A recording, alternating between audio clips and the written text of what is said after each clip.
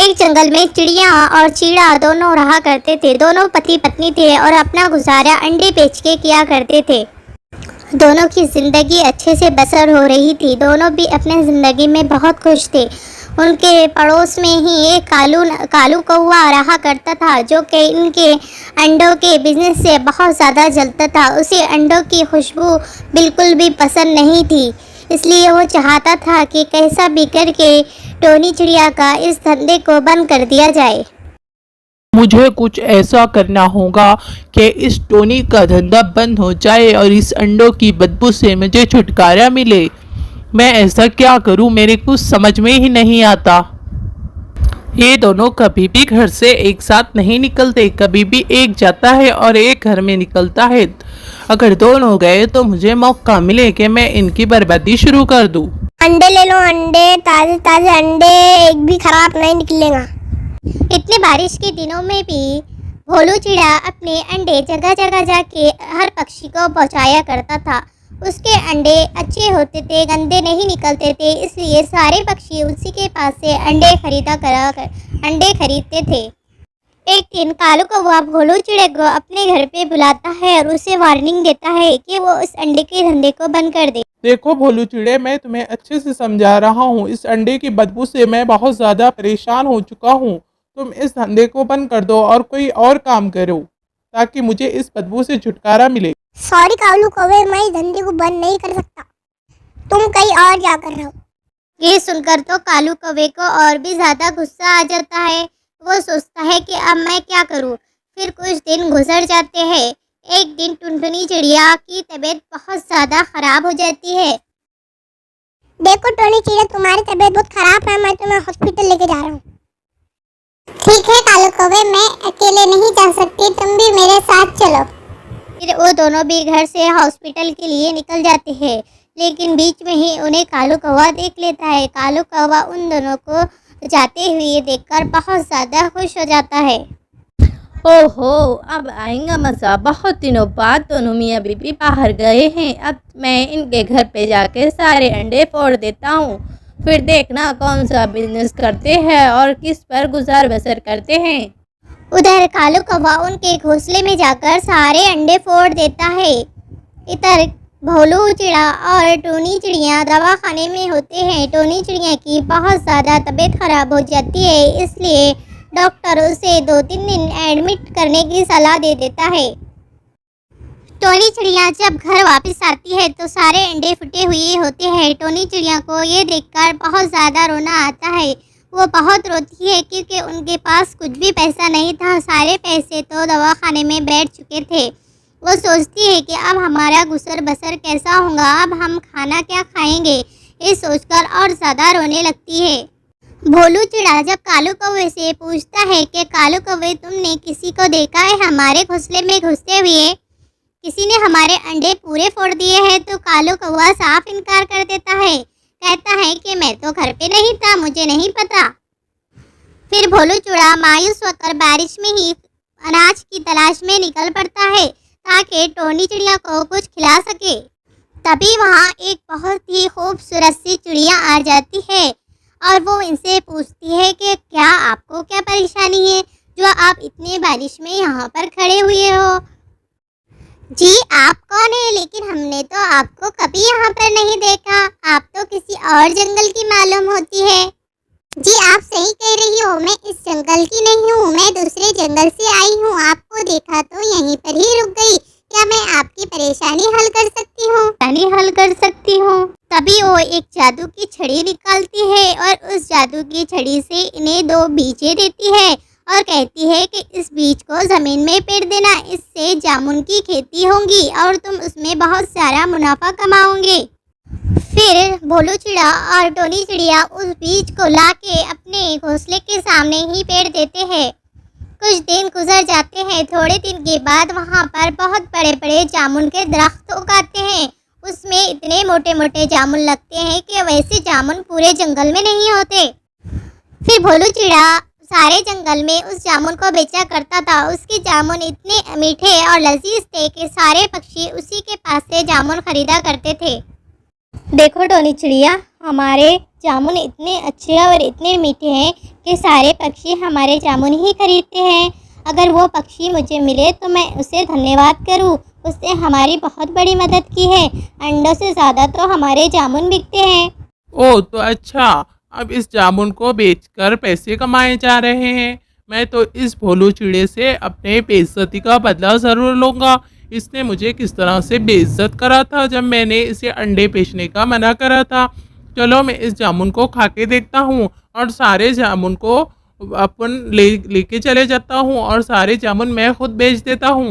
जैसे ही कालू कौवा उस जामुन को खाता है वैसे ही वो फड़फड़ा के गिर जाता है। उसके पेट में बहुत बुरी तरह से दर्द उठता है और उसे दवाखाने में एडमिट होना पड़ता है।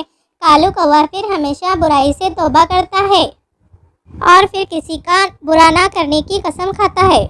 एक जंगल में टोनी चिड़िया उसके चाचा चाची के साथ रहा करती थी। टोनी चिड़िया के माता पिता का बचपन में ही देहांत हो गया था, इसलिए वो उसके चाचा चाची के साथ रहती थी। लेकिन टोनी चिड़िया के चाचा चाची बहुत ही लालची थे। वो दोनों टोनी चिड़िया से बहुत ज़्यादा काम लिया करते थे। गौरी, तुम टेंशन क्यों लेती हो? टोनी को थोड़ा बड़ा होने दो, उसके बाद सारी प्रॉपर्टी हम लेकर उसे मैं बहुत दूर जंगल में छोड़ दूंगा। उसे तो पता भी नहीं है कि ये सब उसके माँ बाप छोड़ कर गए हैं। तभी टोनी चिड़िया आ जाती है और वो अपने चाचा की सारी बात सुन लेती है। उसे ये सुनकर बहुत ज़्यादा अफसोस होता है। अब मैं कहाँ जाऊँ? मुझे तो पता भी नहीं था कि मेरे चाचा इतने चालाक हैं। मुझसे ज़िंदगी भर तक सारा काम लेते रहे। मुझे कभी पता नहीं चलने दिया कि ये सब पैसा मेरे माता पिता का ही है। अब मैं मेरे चाचा के साथ नहीं रहूँगी। ये तो बहुत ज़्यादा चालाक निकले। मैं यहाँ से बहुत दूर जंगल में चली जाऊँगी। फिर टोनी चिड़िया वहाँ से बहुत दूर चली जाती है और वो किसी एक जंगल में जाके रुक जाती है। पर वहाँ जाकर उसे बहुत ज़्यादा डर लगने लगता है। वो सोचती है कहीं मैंने यहाँ पर आकर गलती तो नहीं कर दी। इस जंगल में तो कोई भी पक्षी नहीं है। अब मैं यहाँ से कहाँ जाऊँगी? आगे तो शायद जंगल सूखा पड़ा है। मैं थोड़ी देर इंतज़ार करती हूँ, शायद से कोई पक्षी यहाँ पर आ जाए। मुझे लगता है सारे पक्षी अपना अपना अनाज ढूंढने के लिए गए हैं। शाम तक वापस आ जाएंगे।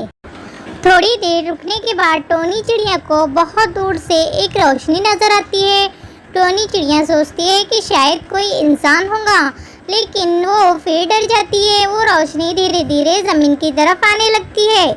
जैसे ही वो मशीन ज़मीन पर उतरती है तो टोनी चिड़िया सोच में पड़ जाती है कि अजीब व गरीब ये गोल गोल चीज़ क्या है जो ज़मीन पर उतरी है, क्योंकि टोनी चिड़िया ने ऐसी कोई चीज़ कभी आसमान में नहीं देखी थी।